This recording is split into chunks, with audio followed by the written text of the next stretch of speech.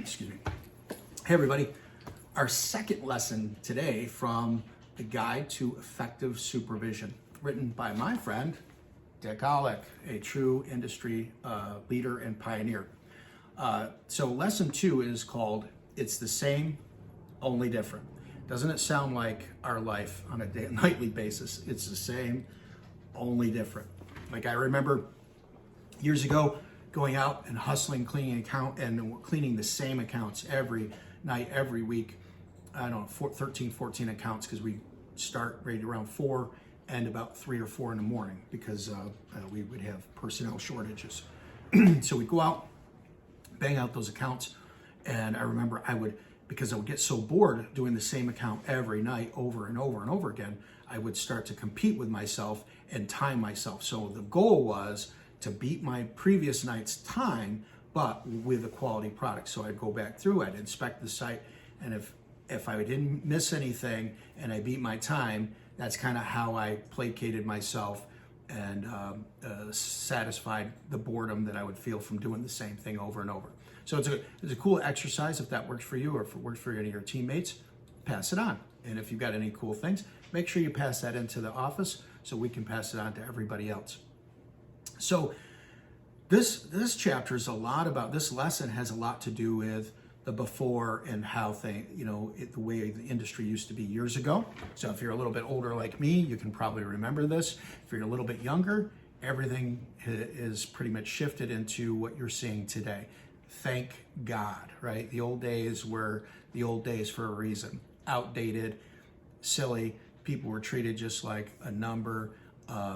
And you were just a body, and they just fill the slot anytime they could, and it didn't matter. You usually weren't even an employee. You were treated horribly, completely different than the way it is now. And hopefully you guys see that, and hopefully that you're treating your team at a much higher level today than what team leaders in the past have done. So the difference between then and now, the old days, is that we'd ask silly questions. We brought you on. We'd say, hey, you know how to clean? You'd say, yes. Okay, got a job. You didn't need any electronics back then. Everything was in the head to remember. So if you were a team leader, you knew all your accounts inside and out, but it was all in your head. So as an owner, I may not go to every account. I may not even know some of the accounts. They could be brought on by another salesperson or another person in the company, and as a result, I may have not even traveled to that site. So all that information was in your head back then. It's kind of scary, huh? And then we also priced them in a very super simple way. We'd price them out. 25% of the cost was for supplies, 50% was for labor, and 25% was for profit and overhead. And I can tell you, margins are not 25% in profit and overhead, although I would love for them to be there. What we did run into, though, is our labor costs have been creeping up, and they're generally above the 50% mark now, or hovering there depending upon how efficiently we run the company. And then 25% in supplies is not even accurate. It's much lower than that now. Efficiencies, costing, because of staples and huge supply chains, prices have definitely come down.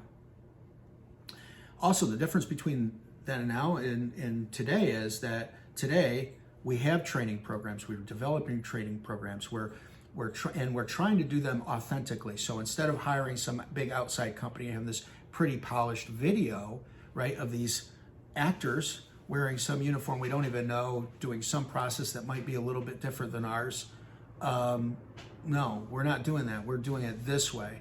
So you get it as real and raw as you can get, and that makes it real and raw for you, because that's what reality is like, right?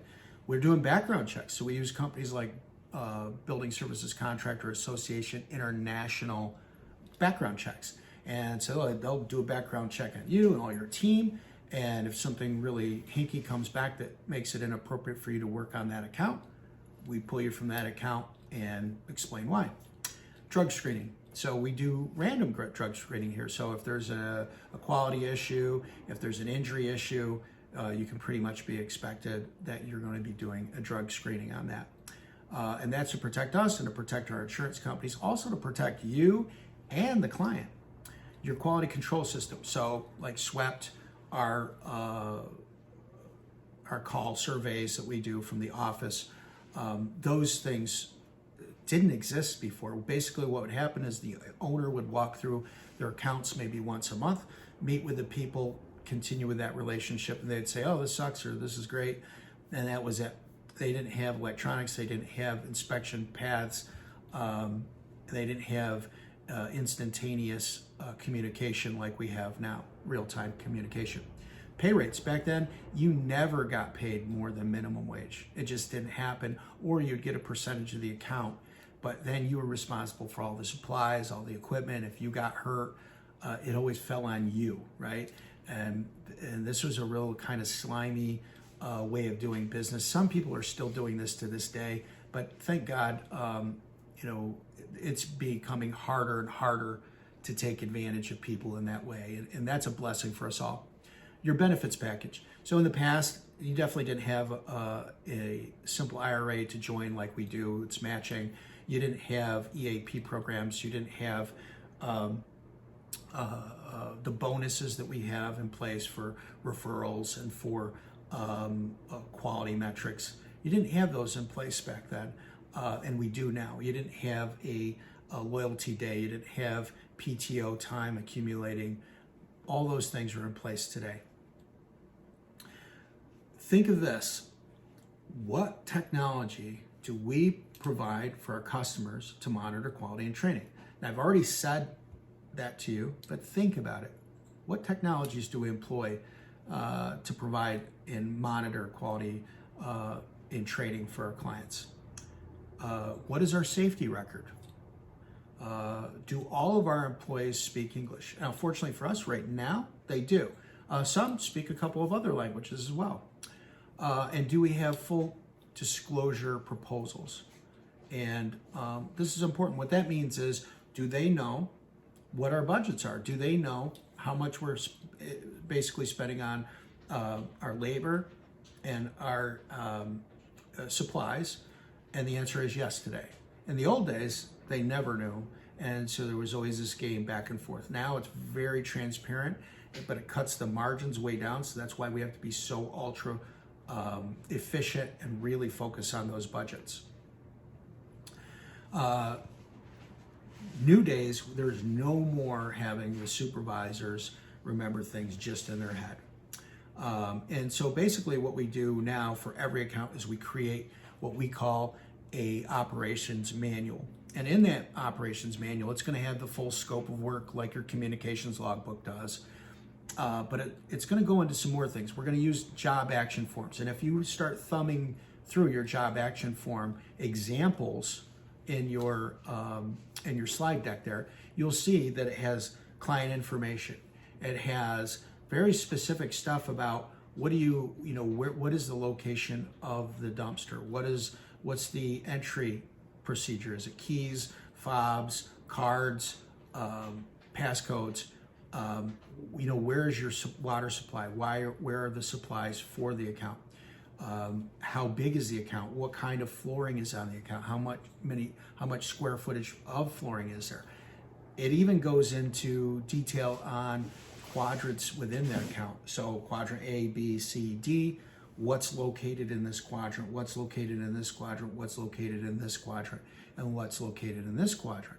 The reason for all this is, in the old days, again, if I had to put a new person on an account that kind of knew how to clean, I couldn't do it without the team leader's help. Now we have the resource where you can call employee XYZ and say, hey, John, Joe, Sally, Sue, can you go up to XYZ client tonight and finish that account? Go to the office, pick up the key or pick up the fob, go out there and pick up the operations manual from the office, and it'll tell you exactly what you need to know to start it. It shows where the communications log is to be placed. It shows how much square footage. It shows how many fixtures, how many restrooms. It has all the basic information a person would need to do an account, as long as they know how to clean, right? So this gives you the ability to still be on your account, take care of your account, or be training someone else while this other account is getting filled by one of your other teammates. This is an amazing tool for us all. Or should I send you out, or we send you out to go clean an account you've never been on. It gives you the information to be armed with to make that happen. Don't forget, within Swept, we also have the checklists built in. We have supply ordering built in within Swept with the items that you get for that account.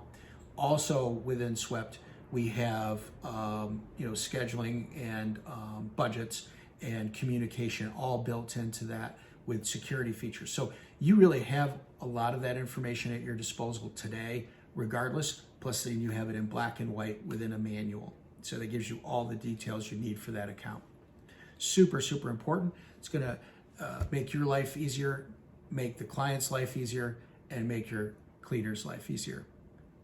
Now, don't forget to answer these few questions, write them down, and mull them over. These same questions in various forms are going to be in your quiz at the end of this video. God bless.